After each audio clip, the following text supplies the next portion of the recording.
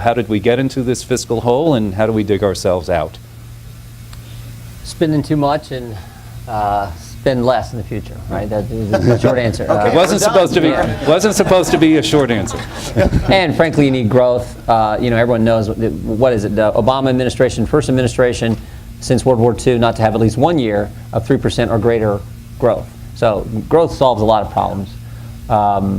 And we got bad tax policy, bad regulatory policy, bad fiscal policy, bad monetary policy, and I think in many ways. And all that's not conducive to creating an environment, where you're going to get economic growth at 3.5%, 4% like we need. So all that, you take the curve from here, spend here. You don't have to go flat, you don't have to go negative, just bring it down and then get growth you need. You can manage it and you can get past this 1-to-1 debt ratio that Tom mentioned. By the way, this organization, one of the organizations, when I first got interested in politics, I was a wrestling coach, assistant wrestling coach at Ohio State, and started getting interested in politics. One of the first organizations I looked at was Citizens Against Government Waste, and the great work they've been doing for a long time. So Tom, thank you for that. Let me just make one point too. This just to underscore how serious this is. Read Time magazine piece from about 3 months ago. If you saw the cover, and I don't typically read Time, I'm a conservative guy, and Time's not noted as being the most conservative publication. But in their print edition, they did something they'd never done before.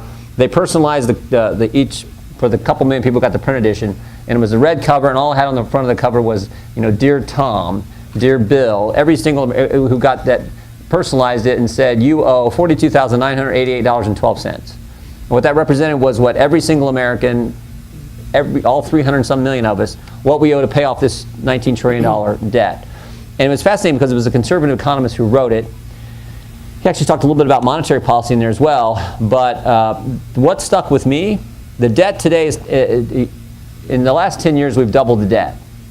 So 10 years ago, on a debt half the size, we were paying about $220 billion in interest to service, the debt. Today, a debt twice that size, you know how much we're paying in interest to service a $19 trillion debt? The same, $220 billion, right? Because of what? Interest rates are at historic lows. And now for the first time in I can recall, we are now hearing something I've never heard before being talked about. Negative interest rates. You heard this, right? A couple European countries have done it. So you buy a treasury bill, you pay $1 for it, and when it matures, here's 98 cents, Tom. Such a deal, right? Such a deal. So this is where it's headed. This is how, and some European countries have already experimenting with negative interest rate. This is how serious it gets. But also think about what the Fed did, right? There are a lot of implications, but one of the things that the Fed did was they made it easy for the politicians to spend and not have to pay the price for it, right? So this is as serious as it gets. And the one thing I guess I would say that's pretty simple, but any problem in life is easier to solve the sooner you get about fixing it, right? The longer you wait, the more drastic measures you have to take.